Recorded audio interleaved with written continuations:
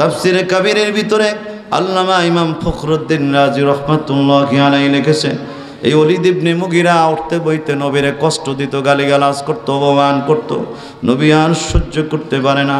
আসমান থেকে আল্লাহ রব্বুল আলামিন জবাব দিচ্ছেন, নবীজি গো, আপনি ওলীদ ইবনে মুগীরাকে বলে দেন, ওলীদ ইবনে মুগীরা রে, বাড়াবাড়ি করিস না, বেশি গালিগালাজ করিস না। যদি বেশি গালি দাও তাহলে কিন্তু গোপন কথাটা বলে দিব।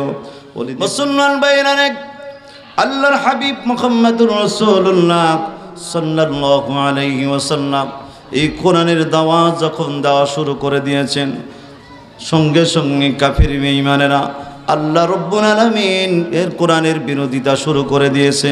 যেই মুহাম্মদ সাল্লাল্লাহু আলাইহি ওয়াসাল্লামকে তারা ভালোবাসত, তারা মুহাব্বত করত, তাকে সদা সর্বদা সম্মান করত, এমনকি আল আমিন উপাধিটা তারাই দিয়েছিল।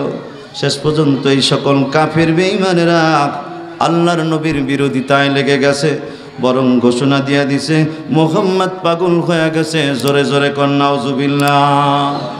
আমাদের নবী কি পাগল? আরো জোরে বলেন পাগল। আমাদের নবীকে পাগল বললে ঈমান থাকবে? জোরে বলেন থাকবে। আল্লাহ রাব্বুল আলামিন আসমান থেকে জবাব দিচ্ছেন, ওয়ামা সাহিবুকুম বিমাজনুন।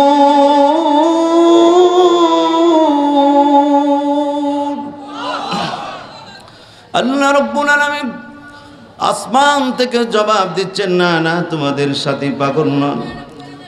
এতদিন পর্যন্ত মুহাম্মদ তোমাদের মাঝে লালিত পালিত হয়েছে, আল্লাহ আমিন উপাধিটা, বিশ্বাসী উপাধিটা তোমরাই তো দিয়েছ। আজ কেন পাগল বলো রে? আসলে স্বার্থে আঘাত লেগেছে, তোমরাই পাগল হয়ে গেছো। কি বলেন ঠিক কিনা? মানুষ যখন প্রতিহিংসায় মেতে ওঠে তখন কিন্তু উল্টা পাল্টা কয়, গালিগালাজ করে।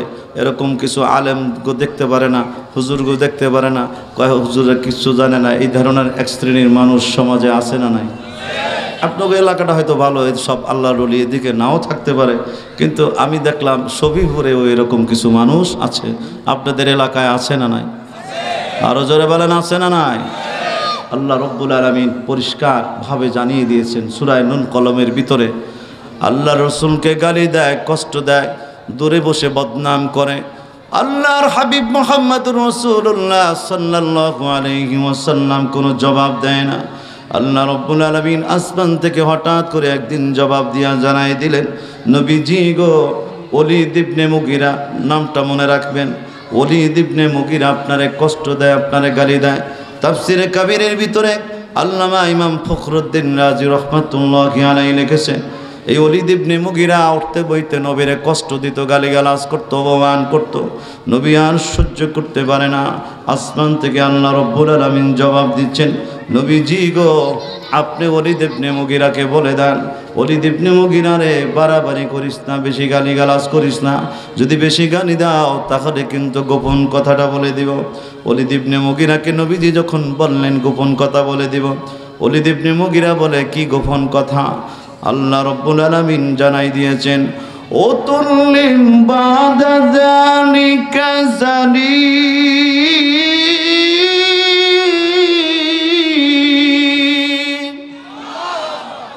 আল্লাহ রব্বুল আলামিন আসমান থেকে জানাই দিয়েছেন, ওলীদ ইবনে মুগীরা রে, গালিগালাজ করিস না, তোর জন্মের ভিতরে ভেজাল আছে। জোরে কর নাউজুবিল্লাহ। আমার দিক তাকান, ওলীদ ইবনে মুগীরার কাছে বিশাল বড় একটা তরবারি ছিল, টান দিয়া বের করে ফেলেছে। এরপরে তরবারি লয়া সোজা বাড়ির দিকে রওনা করছে। যায় দেখে ওর মা কাজ করতেছে, কল্লাটার উপরে তরবারিটা ধরছে, ডাক দিয়া বলে, ও মা, মুহাম্মাদকে আমি মানি না, মুহাম্মাদকে আমি কষ্ট দেই, মুহাম্মাদকে মানি না, মুহাম্মাদের আল্লাহকে মানি না, সেটা ভিন্ন কথা। তবে আল্লাহর কসম করে বলি, মুহাম্মাদ আর মুহাম্মাদের আল্লাহ কোনোদিন মিথ্যা বলে না। জোরে কোন সুবহানাল্লাহ। ও মা, সত্যি করে বলো, যদি মিথ্যা বলো তাহলে এই তরবারি দিয়া তোমাকে আমি হত্যা করে ফেলবো। মুহাম্মাদ কি বললো, এটা কি শোনাইলো? মুহাম্মাদের আল্লাহ বলেছে, অতুন্নিম বাদা যালিকা জানিম, আমার জন্মের ভিতরে নাকি ভেজাল আছে। যাদের জন্মের ভিতরে ভেজাল আছে তারাই নবীদেরকে গালি দেয়, আল্লাহকে গালি দেয়, তারাই আলেম ওলামাদেরকে গালি দেয়। কি বলেন ঠিক কিনা? মুসলমান ভাইরা, ওলীদ ইবনে মুগীরার মা তরবারি দেখে দেখে অবস্থা ভালো না, মিথ্যার আশ্রয় নিয়েও কুল পাওয়া যাবে না, কেননা আসমান থেকে ডিক্লার আসছে, কি বলেন ঠিক কিনা? আসমানের মালিক যা বলে সত্য বলে। সুতরাং সঙ্গে সঙ্গে বলে, বাবারে, ও বাবা, তোমার বাবা ছিল আটকুরা, ছেলে নাই মেয়ে নাই, আমার কোনো সন্তান নাই, অনেক অঢেল সম্পত্তি আমার। আমি চিন্তা করলাম তোমার বাবা মারা গেলে, আমি মারা গেলে এই সম্পদগুলো অন্য মানুষ দখল করে নিয়ে যাবে। তখন চাকরের লগে বেজার লাগায়া তোমারে জন্ম দিয়েছি। জোরে জোরে কর নাউজুবিল্লাহ। এই কথা স্পষ্ট বোঝা যায়, যাদের জন্মের ভিতরে বেজাল আছে তারাই আলেম ওলামাদেরকে গালি দেয়, তারা ইসলাম নিয়ে কটূক্তি করে, কি বলেন ঠিক কিনা? সুতরাং আজকের এই স্টেজ থেকে আমরা পরিষ্কারভাবে বলে দিতে চাই, ও মুসলমানেরা, আল্লাহর জমিনে আল্লাহর কথাই ঠিক থাকবে। যেই ব্যক্তি আল্লাহকে গালি দিবে, রাসূলকে গালি দিবে, আলেম ওলামাদেরকে গালি দিবে, প্রজন্মদের তাদেরকে প্রতিহত করার জন্য, জিন্দা কবর দেওয়ার জন্য মাঠে নেমে তাজা রক্ত দিতে কারা কারা রাজি আছেন? আল্লাহকে হাত উঠিয়ে দেখা।